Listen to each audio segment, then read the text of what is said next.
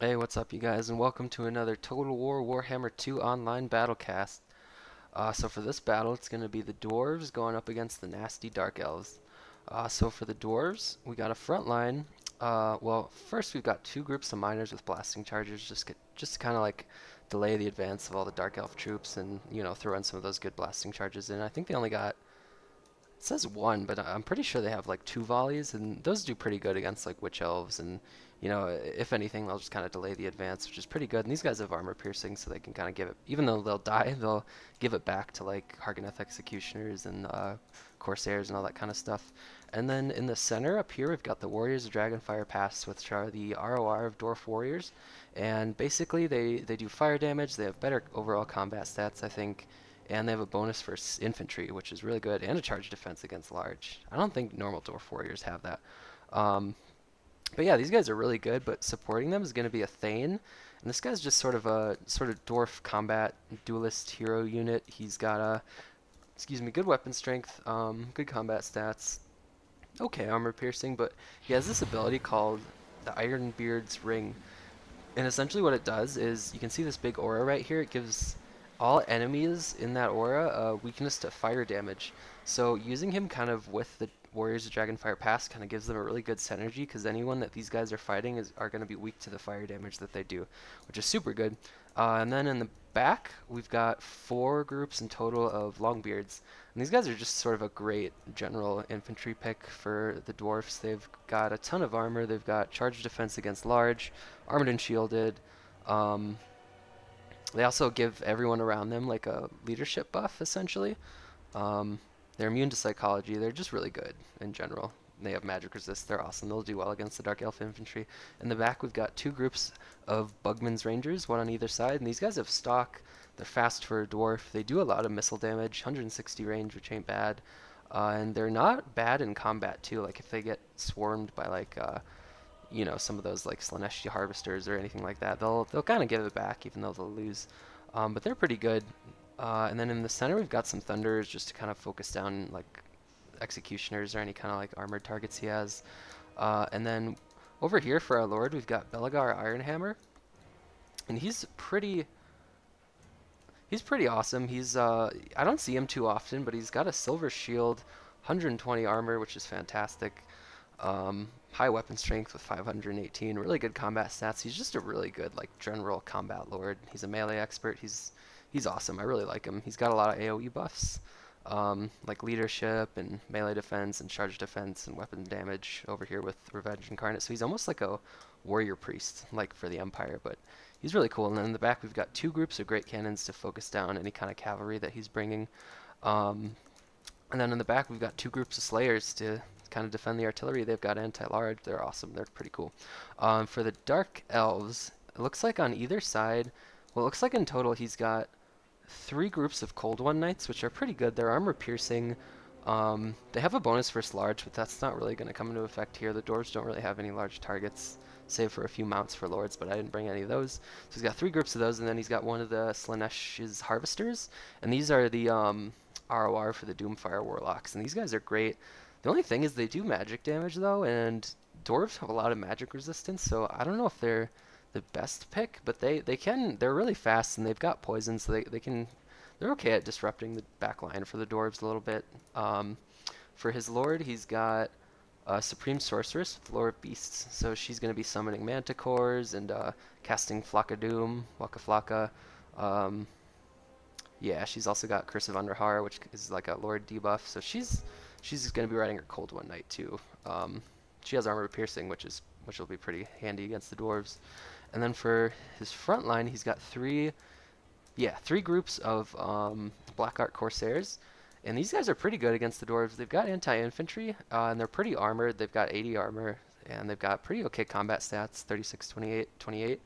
They don't have the best armor piercing though, is the problem, but the bonus versus infantry should still give them quite a bit of a buffer against the dwarves. Over here, we've got two groups of Sisters of Slaughter, which these guys, they're not super great at fighting like Ironbreakers or even really Longbeards, because they don't have the best armor piercing, but they do a ton of damage. They do poison damage, and they're really fast, so they're actually pretty good at sort of getting into the Dwarven back line and like harassing like cannons, and they're actually really good at killing Slayers.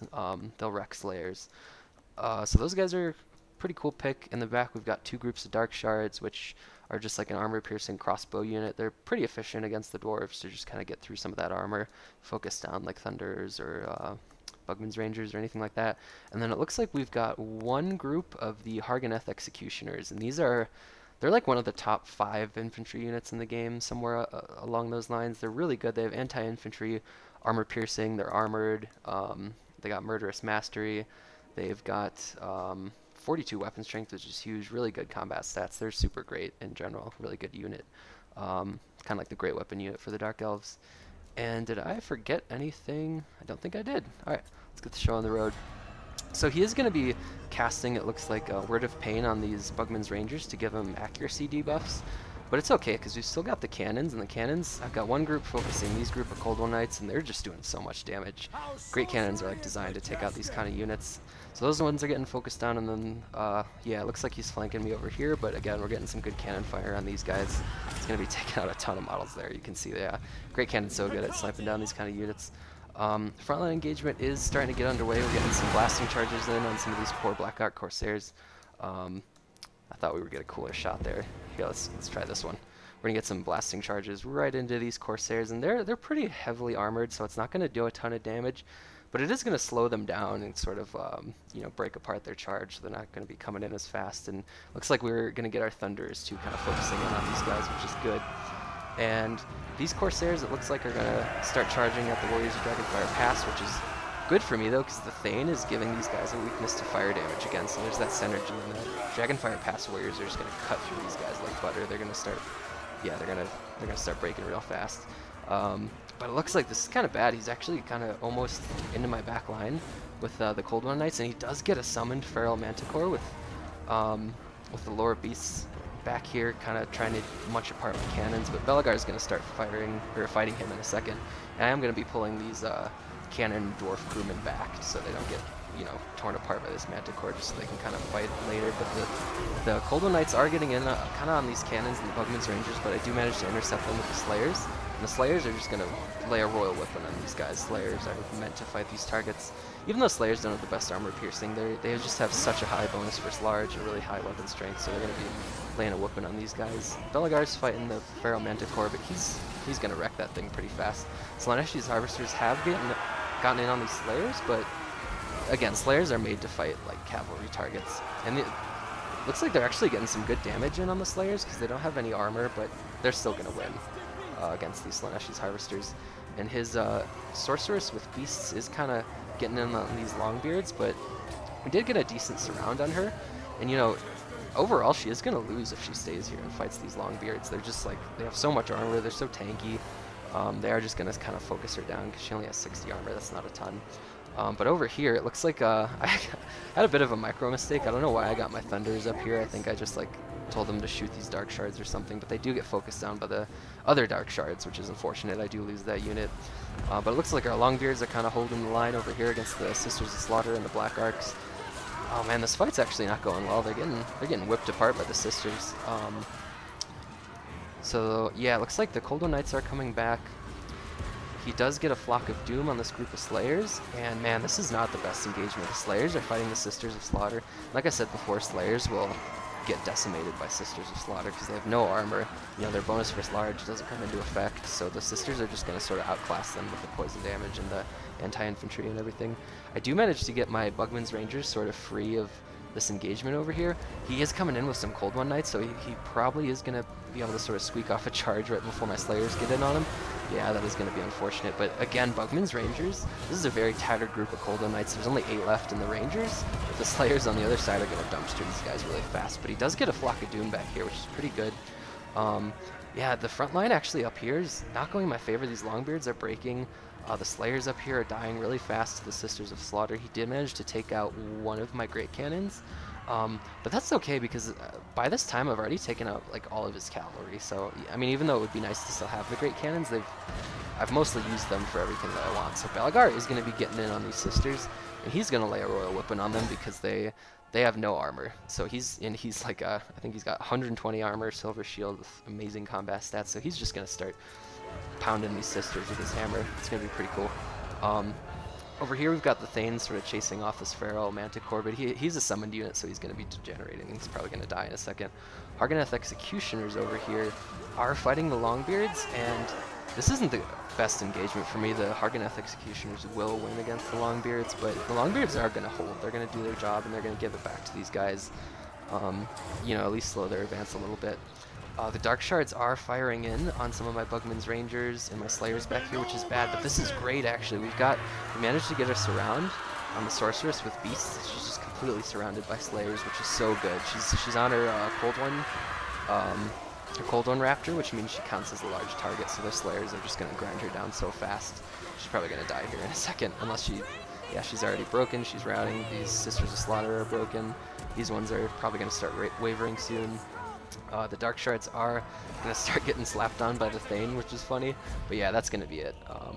That was a really good game, GG. I got pretty scared in the end there when he started kind of getting in on my cannons and taking out the back line, but I think I just managed to kind of grind him down enough before he kind of got into the main fight. So yeah, good game. It was pretty fun. We can take a quick look at the builds. I like his build.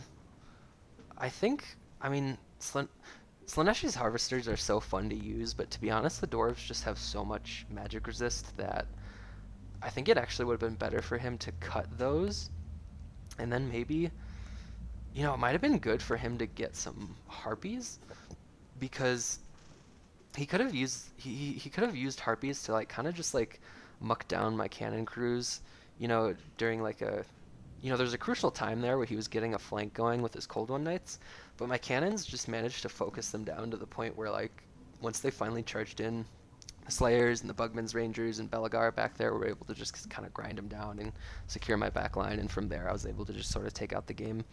But yeah, it was well played.